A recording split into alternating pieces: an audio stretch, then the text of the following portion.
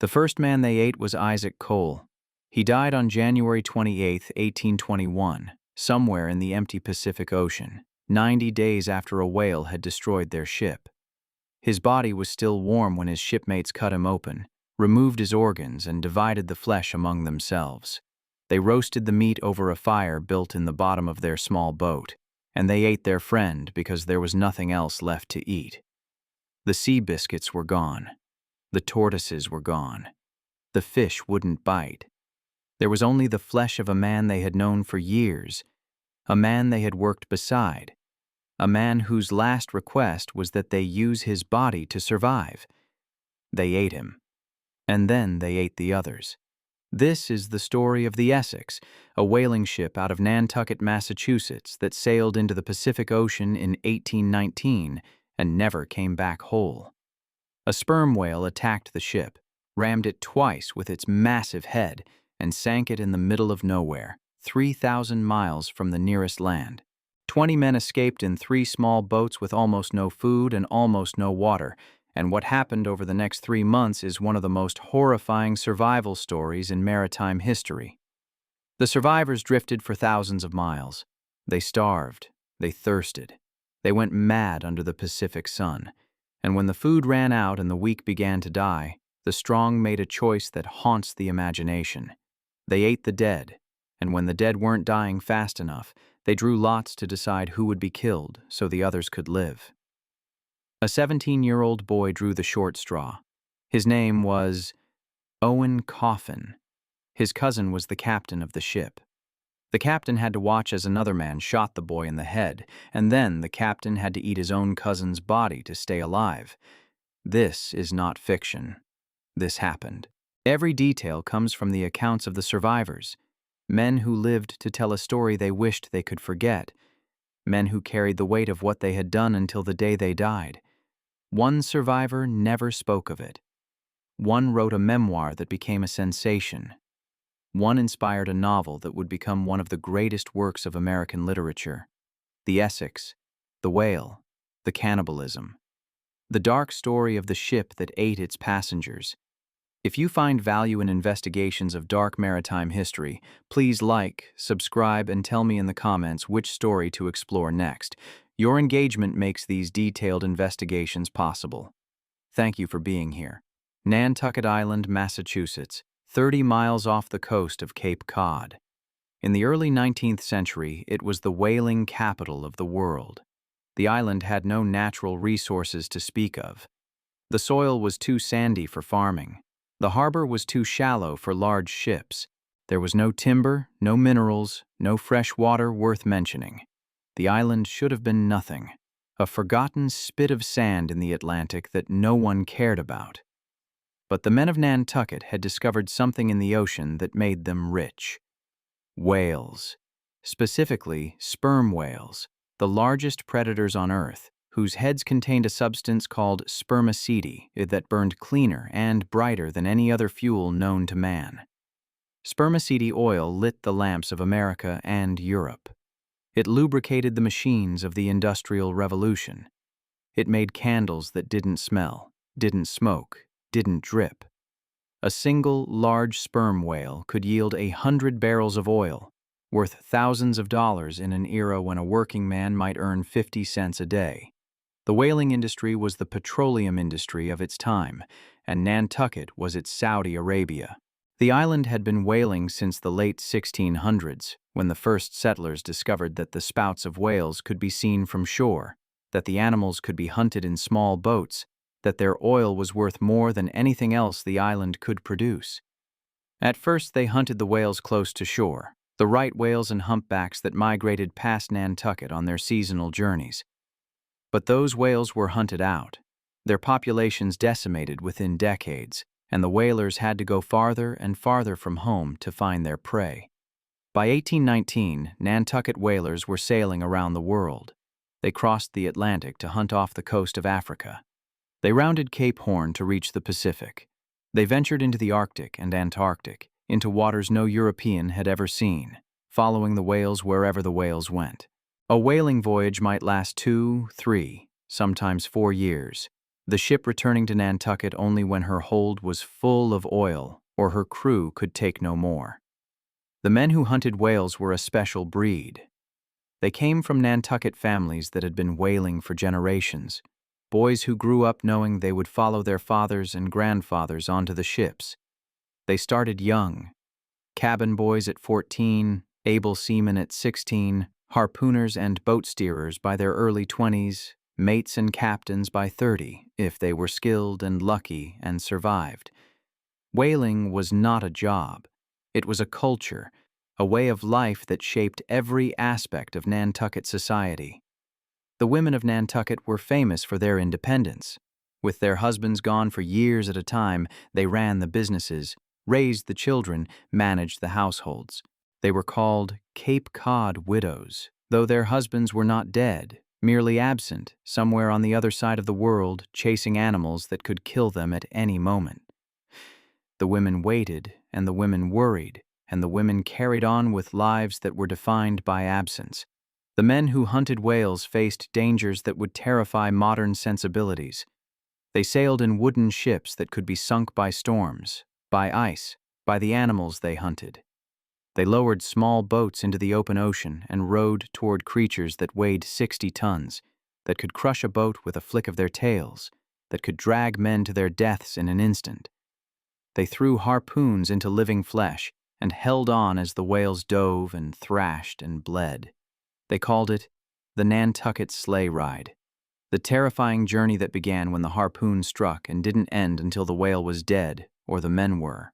A harpooned whale might run for miles, towing the small boat behind it at speeds that could swamp the vessel or tear the harpoon free.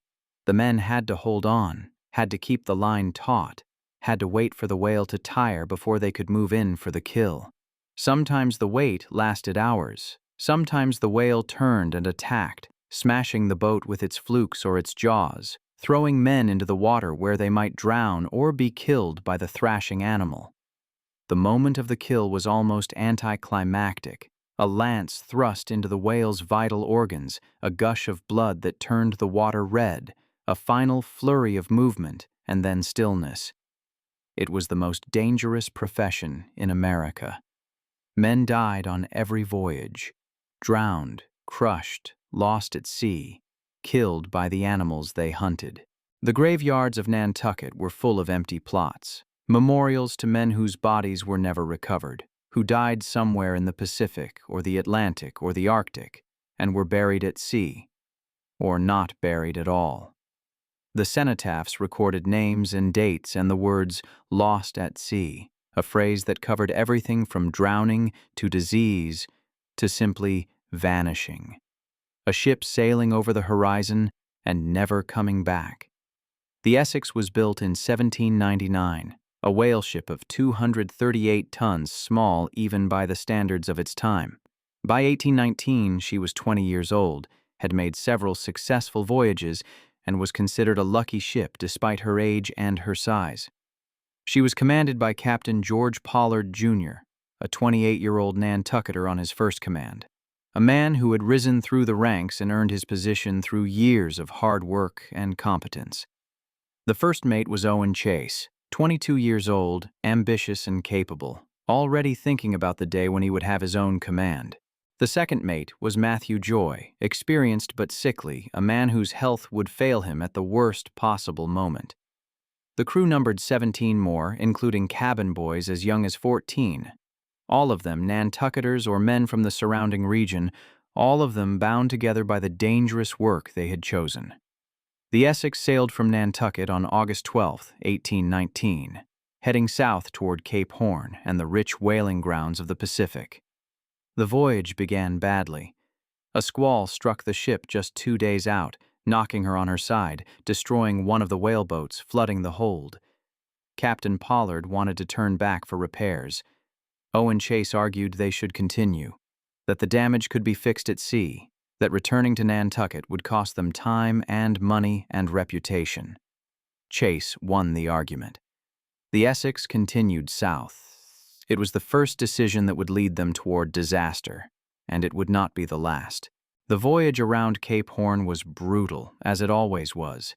The Essex spent weeks fighting the storms and currents at the bottom of South America, the seas so rough that men could barely stand, the cold so intense that ice formed on the rigging. But they made it through, emerging into the Pacific Ocean in January 1820, 5 months after leaving home. The Pacific was where the whales were, but the Pacific was also vast beyond comprehension. The Essex sailed for months without significant success, finding only a few whales, filling only a portion of her hold. By November 1820, she was more than a year out of Nantucket, her hold still half empty, her crew growing frustrated by the lack of success. On November 20th, 1820, the Essex was approximately 1,000 miles west of the Galapagos Islands, in one of the most remote stretches of ocean on Earth. The lookout spotted whales, a pod of sperm whales, perhaps 20 or 30 animals, exactly what they had been searching for. Captain Pollard ordered the boats lowered. The hunt began. Owen Chase commanded the first mate's boat. He and his crew rowed toward the pod, selected a target, and threw the harpoon. The whale was struck, but instead of diving or running, it turned and attacked the boat, smashing it with its tail, opening seams in the hull, forcing the men to cut the harpoon line and row desperately back toward the Essex to keep from sinking. Chase and his men reached the ship and began emergency repairs on their damaged boat, working quickly because the other boats were still out hunting and might need assistance. Chase was standing on the deck overseeing the repairs when he looked up and saw something that made no sense. A whale was swimming toward the ship, not fleeing, not diving, not behaving like any whale Chase had ever seen. Swimming directly toward the Essex with what Chase would later describe as deliberate intent. Its massive head pointed at the hull like a battering ram. Chase shouted a warning. The helmsman tried to turn the ship. It was too late. The whale struck the Essex on the port side, near the bow. The impact was tremendous. Chase compared it to the ship striking a rock at full speed. The Essex shuddered and stopped dead in the water. Men were thrown from their feet. The hull groaned, and then, impossibly, the whale backed away, circled the ship, and positioned itself for another attack.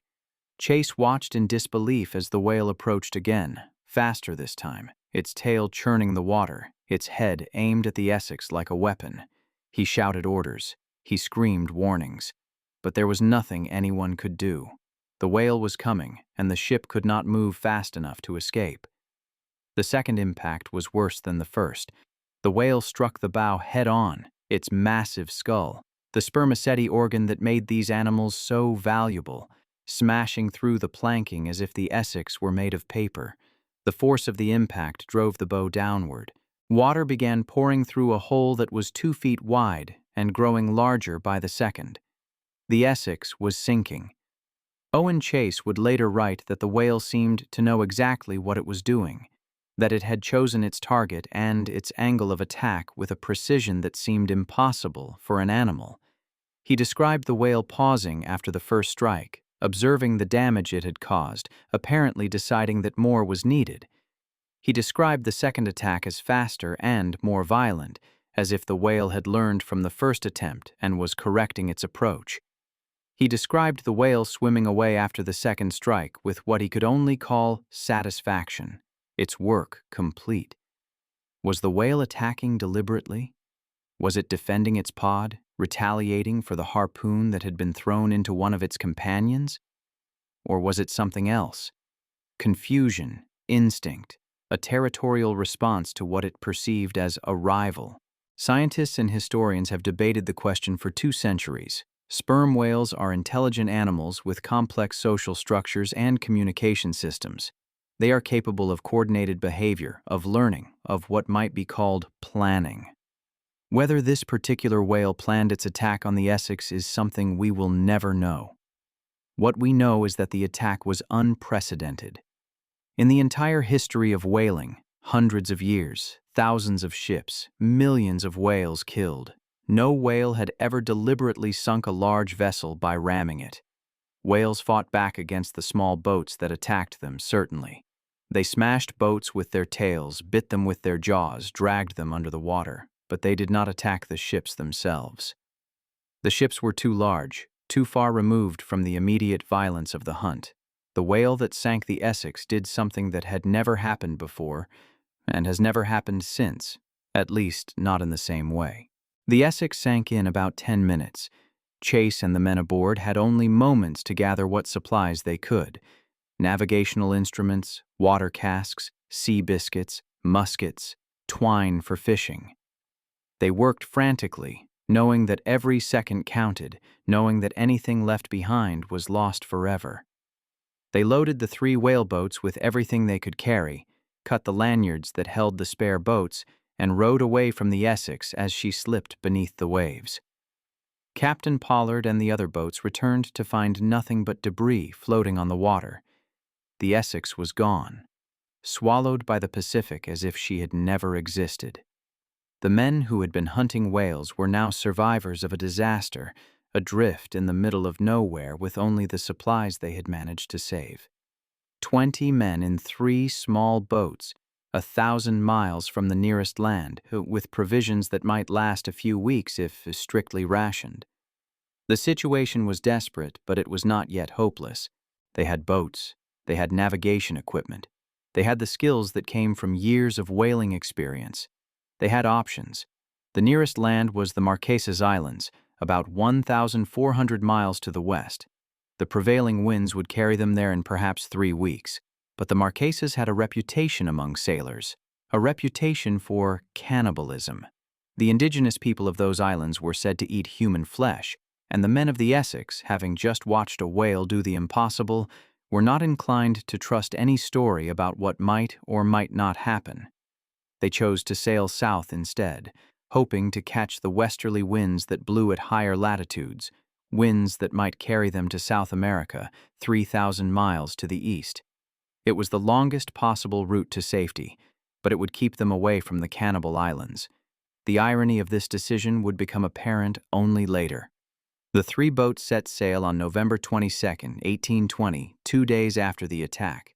Each boat was about 20 feet long and 6 feet wide, designed for hunting whales, not for ocean crossings. Each boat carried 6 or 7 men, packed so tightly that sleep was nearly impossible. Each boat had been loaded with a share of the provisions, about 200 pounds of sea biscuits and 65 gallons of water per boat, along with a few Galapagos tortoises they had captured before the attack. Captain Pollard commanded 1 boat, Owen Chase another, Matthew Joy the third. They agreed to stay together if possible, to share resources, to support each other through whatever was coming.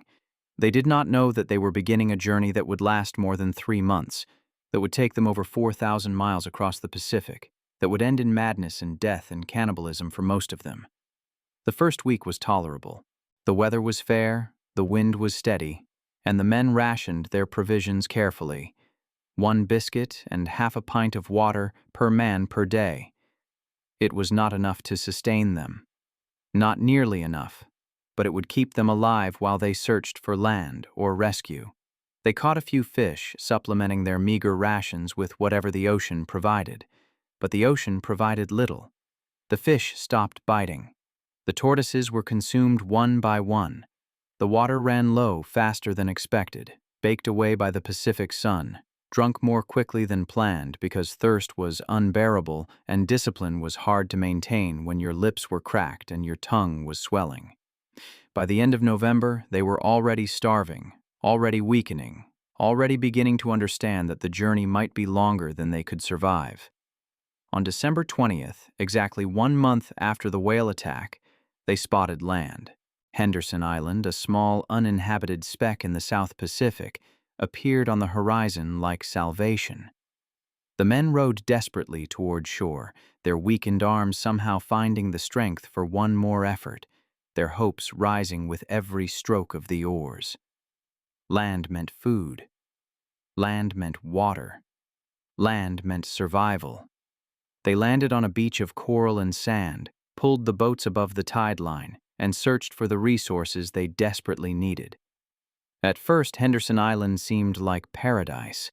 There were birds that had never seen humans before, that could be caught by hand because they did not know to fear these strange creatures. There were crabs in the tide pools. There were coconuts on a few struggling palms. The men ate and drank and rested, feeling their strength slowly returning after weeks of deprivation. But Henderson Island was not what they had hoped. The island was small, barely 6 miles long and 3 miles wide, and its resources were limited. There was no permanent source of fresh water, only a few seeps and pools that collected rainwater in the rocks. The birds were quickly depleted as the men caught and ate them. The vegetation was sparse, the soil rocky and inhospitable. 20 men could not survive here for long. The survivors explored the island thoroughly, searching for anything that might help them. They found caves where they could shelter from the sun.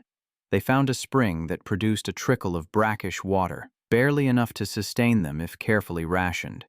They found the remains of previous castaways, human skeletons in one of the caves, evidence that others had found this island and had not survived. It was an ominous discovery, a reminder that Henderson Island had killed before. They rested on Henderson Island for a week, recovering what strength they could, debating what to do next. The options were grim. They could stay on the island and hope for rescue, gambling that a ship would pass close enough to spot them before their resources ran out. They could sail west toward the Society Islands, a journey of about 1,500 miles that would take them through relatively populated waters. Or they could continue their original plan, sailing south to catch the westerly winds and then east toward South America. A journey of over 2,000 miles that would keep them in empty ocean for weeks. Captain Pollard favored staying on Henderson Island or sailing west. Owen Chase wanted to continue toward South America. The debate went back and forth, each man making his case, each option carrying its own risks and rewards. In the end, they decided to split the difference. Most would continue in the boats, but anyone who wanted to stay could remain on the island. 3 men chose to stay anyway. Thomas Chappell, Seth Weeks, and William Wright decided that their chances were better on Henderson Island than in the boats. They would wait for rescue, hope that a ship would pass, take their chances with the meager resources of the island rather than the vast emptiness of the ocean. It was a reasonable gamble, perhaps even the wiser choice. The island was at least solid ground. The other 17 men sailed away on December 27th, leaving the 3 behind, dividing into 3 boats that would stay together for as long as they could. They had rested. They had recovered slightly, but they were still far from safety. Over 2,000 miles from South America, with provisions that would not last more than a few weeks, even with the birds and crabs they had preserved from Henderson Island. The 3 men who stayed on Henderson Island survived. They lived on birds and eggs and crabs and rainwater for over 3 months, slowly starving but never quite dying, until a ship arrived on April 5, 1821, to rescue them. The ship had been sent specifically to search for survivors after the first rescues, proof that even in the vast Pacific, people could be found if others were looking. Thomas Chappell, Seth Weeks, and William Wright had made the right choice. They had not been forced to eat each other. They had not been forced to kill anyone. They had simply waited, and waiting had saved them. The 17 men who sailed away from Henderson Island were not so fortunate. January 1821 was when the dying began. The boats separated during a storm on January 12th, never to see each other again. Matthew Joy's boat, already weakened by his illness, drifted away in the night. Captain Pollard's boat and Owen Chase's boat continued together for a few more days, then lost each other as well. Each boat was now alone on the Pacific, its men facing starvation and death without hope of help from the others. Matthew Joy died on January 10th before the separation, the first of the Essex crew to succumb. His body was sewn into his clothes and buried at sea according to maritime tradition. The men in his boat were not yet desperate enough to consider the alternative. That would come later. In Owen Chase's boat, the first death came on January 20th. Richard Peterson, an African-American sailor, died of starvation and exposure. Chase and his surviving crewmates faced a choice. They could bury Peterson at sea, as custom and decency demanded, or they could use his body to keep themselves alive. They ate him. They cut the flesh from his bones. They roasted it over a fire built in the bottom of the boat, and they ate their shipmate. Chase wrote about it later with evident anguish. trying to explain the inexplicable, trying to make readers understand that they had no choice, that it was Peterson's body or their own deaths, that survival required things that civilized men could not imagine until they were civilized no longer. The decision to eat the dead was not made lightly.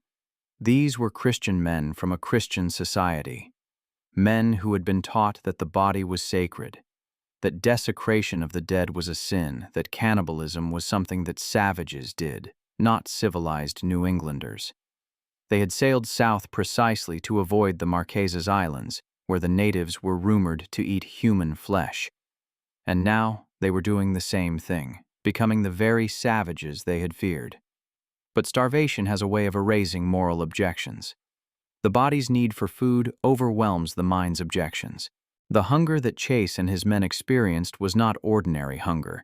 It was a consuming, maddening emptiness that dominated every thought, that made it impossible to think about anything except food, that transformed the dead from former friends into potential sustenance.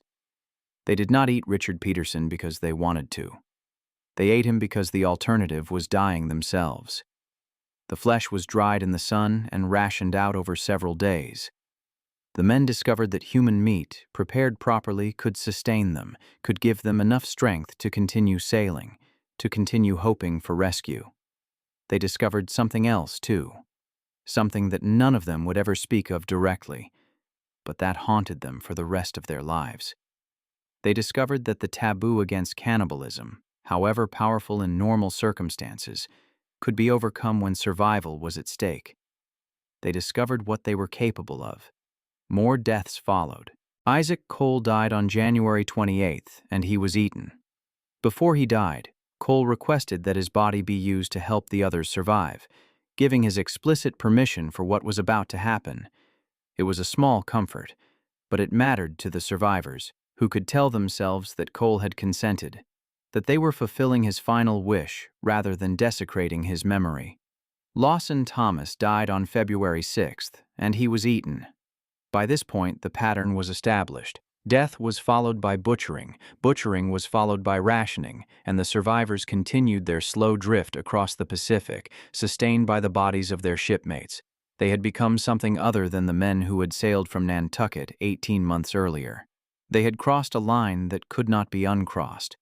The men in the other boats were experiencing the same transformation. Matthew Joy's boat, separated from the others during the January 12th storm, was never seen again. We can only imagine what happened to those 6 men.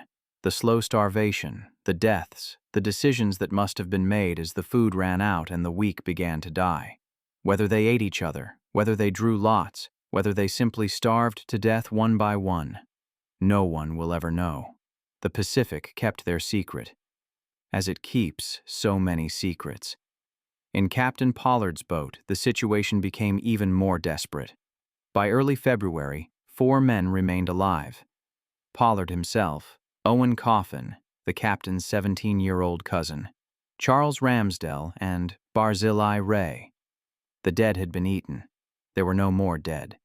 But there would be no rescue for weeks if rescue came at all, and the 4 men were too weak to catch fish, too far from land to hope for salvation. The provisions were gone. The bodies were consumed, and the 4 men were still alive, still hungry, still dying slowly under the Pacific sun. They faced a choice that no human being should ever have to face. They could wait for one of them to die naturally, hoping it would happen soon enough for the others to survive. Or they could take action, could choose who would die so that the others might live. They drew lots.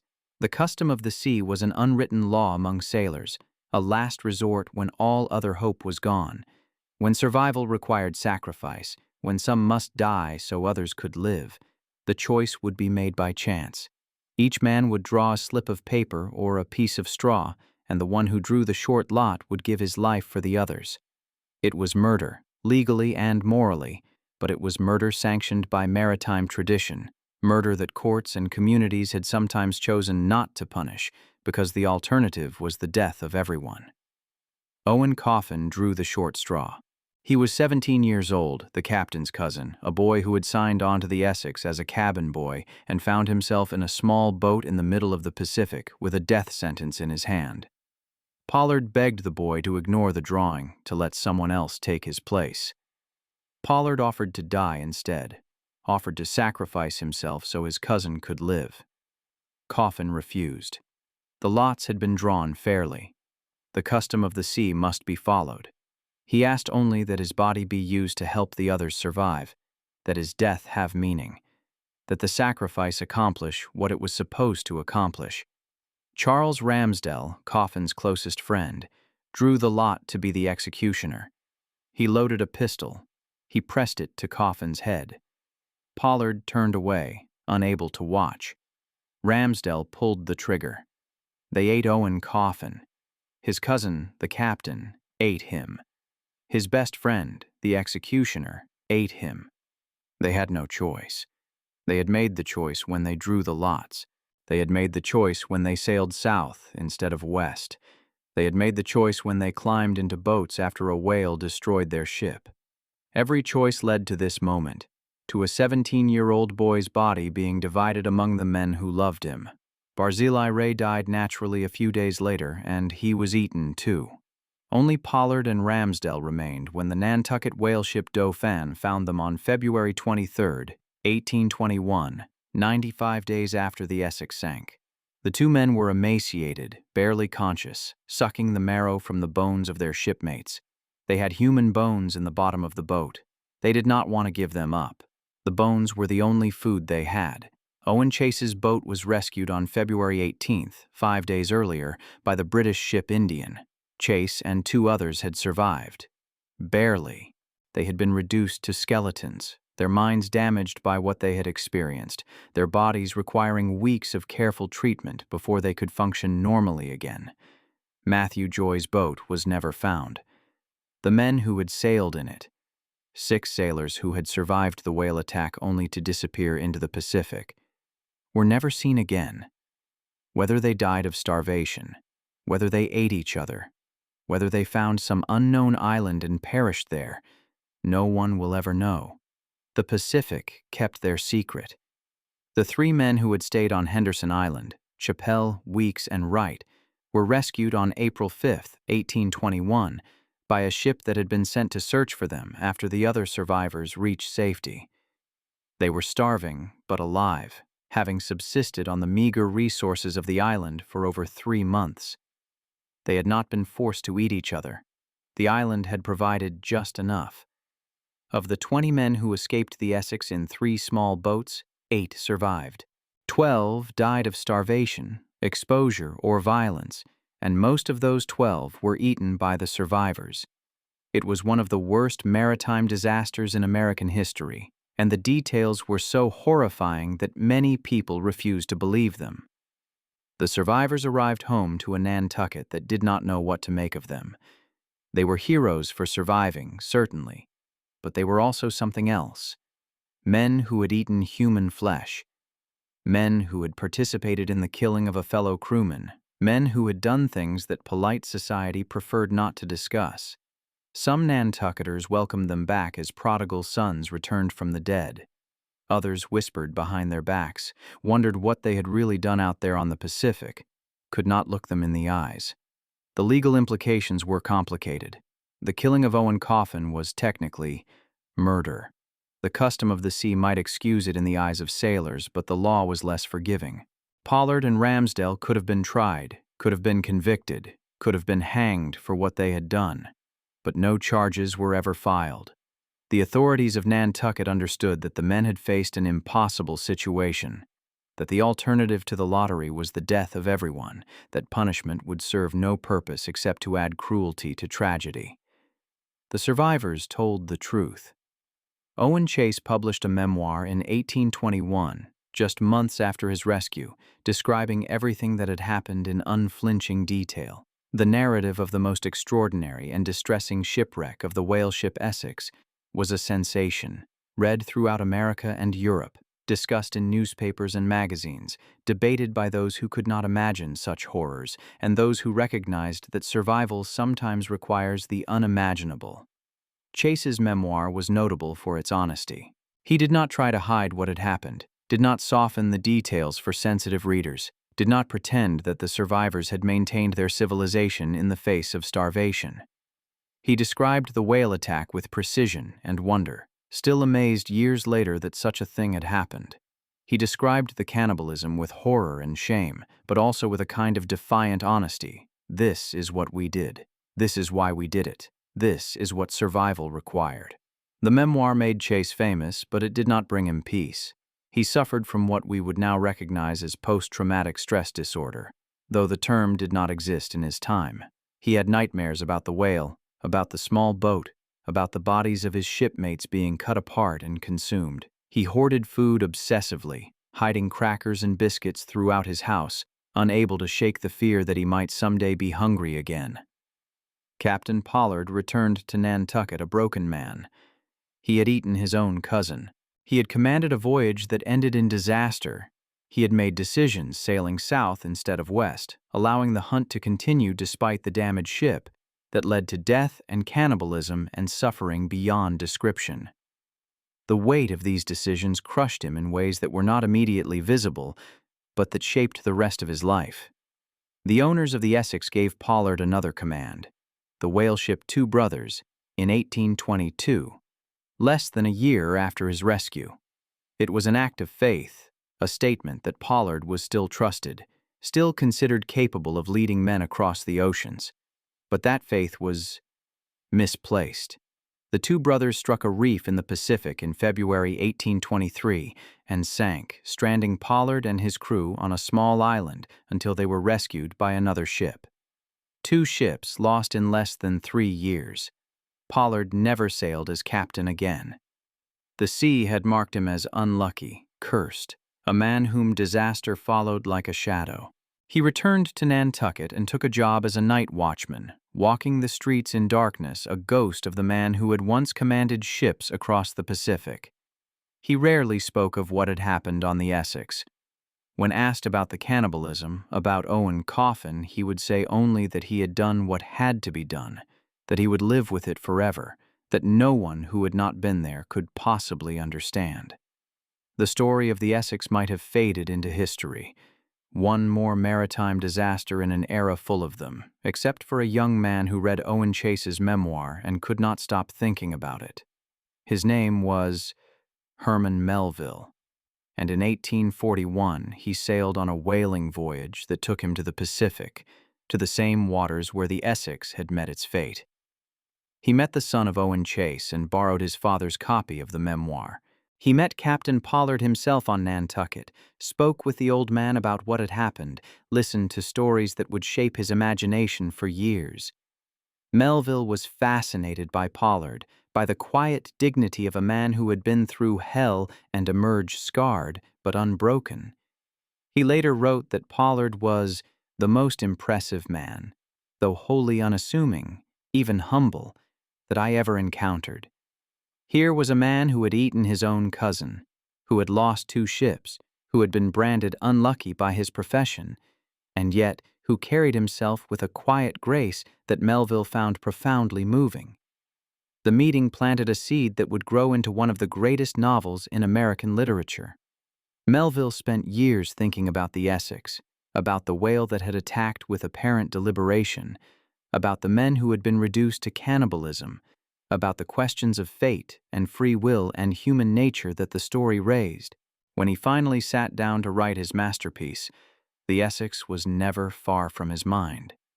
In 1851, Melville published Moby Dick, the story of Captain Ahab and his obsessive hunt for a white whale that had taken his leg. The novel borrowed directly from the Essex story, the whale attacking the ship, the desperate survival in small boats, the cannibalism that lurked beneath the surface of the narrative. Ahab's monomaniacal pursuit of the white whale echoed the Essex crew's decision to sail south instead of west, choosing a longer, more dangerous route because of fears that proved less dangerous than the reality they chose.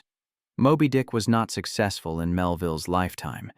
Critics were puzzled by its mixture of adventure narrative and philosophical meditation, by its digressions on whale biology and whaling techniques, by its dark vision of human beings as playthings of forces they could not control. The book sold poorly, and Melville's literary reputation declined until his death in 1891, when he was largely forgotten. But Moby Dick refused to die. In the 1920s, scholars and critics rediscovered the novel and recognized it as a masterpiece, a profound meditation on obsession and fate and the American character. Today, it is considered one of the greatest American novels ever written, studied in universities around the world, adapted into films and plays and operas. And at its heart is the story of the Essex, the whale that fought back, the men who were destroyed by their encounter with nature, the thin line between civilization and savagery that the survivors crossed. The connection between the Essex and Moby Dick is not always recognized by modern readers, but it was central to Melville's conception of the novel. He wrote about the Essex directly in the book, referencing Owen Chase's narrative and the attack on the ship. He modeled aspects of Ahab's character on what he had learned about Pollard and Chase, men who had been transformed by their encounter with the whale, who could never fully return to normal life, who carried the sea with them wherever they went. Charles Ramsdell, the man who shot Owen Coffin, survived to old age but never recovered from what he had done. He had killed his best friend on orders determined by chance. He had eaten his best friend because survival demanded it. He had pulled the trigger on a 17-year-old boy while that boy's cousin, the captain, turned away unable to watch. No amount of time, no understanding of necessity, no forgiveness from society could change what had happened. He lived with it until he died, a man who had done an unthinkable thing and had to wake up every morning knowing he would do it again if the same circumstances arose. Owen Chase eventually went mad. After decades of successful whaling, after accumulating wealth and respect, after building a life that should have erased the trauma of the Essex, his mind finally broke. He became paranoid, delusional, obsessed with food and with the fear of starvation.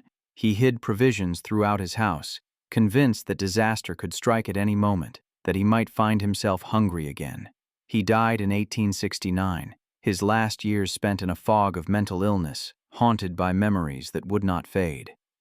Pollard outlived them all, dying in 1870 at the age of 78. He had spent the last decades of his life as a night watchman in Nantucket, walking the streets of the town where he had once been a captain, where he had sailed away on the Essex expecting to return, wealthy and successful.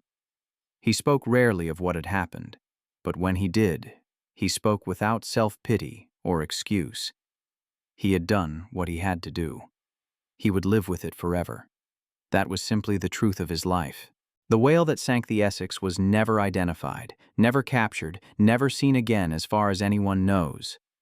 Some have speculated that it was defending its pod, that the whales being hunted were its family, that the attack was retaliation for what the whalers were doing. Others have suggested that the whale was simply confused, that it mistook the ship for another whale, that the ramming was instinctive rather than deliberate. No one will ever know why the whale attacked.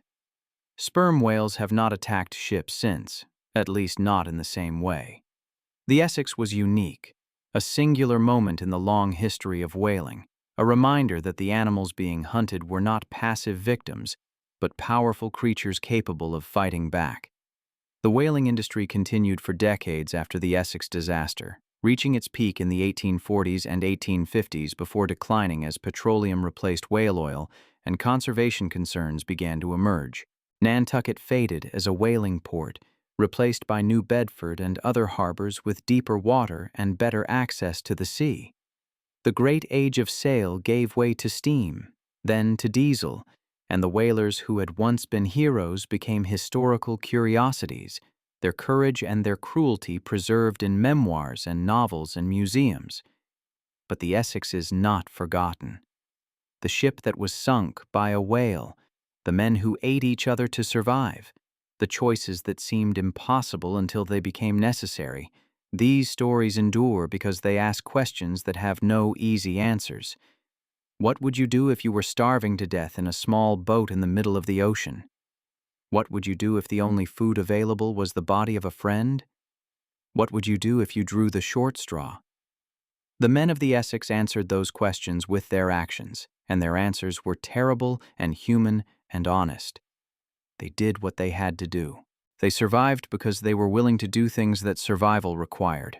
They paid for their survival with nightmares and guilt and broken minds and early deaths, but they survived. 8 of 20 carried home on ships that found them drifting on the empty ocean with human bones in the bottoms of their boats. The Essex, Nantucket, Massachusetts, sunk November 20th, 1820. Crew 20. Survivors 8. Days adrift 95. Miles traveled in small boats over 4,000. Men eaten at least 7, possibly more. Legacy. Moby Dick, and a question that still haunts anyone who hears the story. What would you do? The ocean is vast. The whales are gone now, mostly, protected by laws that came too late for the millions that were slaughtered. The whale boats are in museums. The harpoons are rusty relics. Nantucket is a tourist destination now, its whaling heritage preserved in plaques and exhibits and charming shops that sell souvenirs. The men who hunted whales are long dead, their courage and their suffering reduced to history, their choices impossible for us to truly understand from the comfort of our modern lives. But the story of the Essex remains, a reminder that the sea does not care about human beings, that survival is not guaranteed, that the line between civilization and savagery is thinner than we like to believe. The men of the Essex were not monsters. They were ordinary people, whalers, husbands, sons, friends, placed in an extraordinary situation and forced to make choices that haunt the imagination. They did what they had to do. They survived because they were willing to do things that survival required.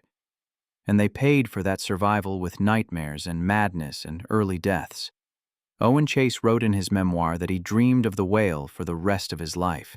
He saw it coming toward him in his sleep, its massive head aimed at the ship, its eyes, if whales have eyes that can show such things, full of purpose and rage. He woke up screaming sometimes. He woke up hungry always. He woke up knowing that he had done something that could not be undone, that he had crossed a line that could not be uncrossed, that he had become something other than the man who sailed from Nantucket in August 1819. Captain Pollard carried a different burden. He had drawn the lots fairly. He had watched his cousin die. He had eaten his cousin's flesh to stay alive. And he had lived with that knowledge for nearly 50 years, was walking the streets of Nantucket at night, keeping watch over a town that whispered about him, that remembered what he had done even as it tried to forget. He never defended himself. He never made excuses. He simply lived, one day at a time, carrying the weight of the Essex until the day he died. They all became something other. The survivors of the Essex came home changed, marked by what they had experienced, unable to fully return to the lives they had left behind. They had seen the truth about themselves and about humanity, and the truth was not comforting. The truth was that we are all capable of anything when survival is at stake. The truth was that the custom of the sea exists because it is sometimes necessary. The truth was that a 17-year-old boy named Owen Coffin died so that others could live, and the others had to live with that forever. The wreck of the Essex has never been found. Somewhere on the floor of the Pacific Ocean, 3,000 miles west of South America, the remains of the ship lie buried in sediment and time. The whale that sank her was never seen again, never identified, never captured. Perhaps it lived out its natural life and died of old age, its attack on the Essex forgotten or never understood. Perhaps it was killed by other whalers, its oil burned in lamps across America and Europe. We will never know. The whale kept its secrets, as the sea keeps all secrets eventually. The Essex, the whale, the small boats on the endless Pacific, the dying and the eating and the rescue that came too late for most. This is the dark story of the ship that ate its passengers. Not because the ship was evil, not because the men were monsters, but because survival sometimes requires us to become things we never imagined we could be. If this story mattered to you, please consider subscribing. These investigations take time to research and produce, and your support makes them possible.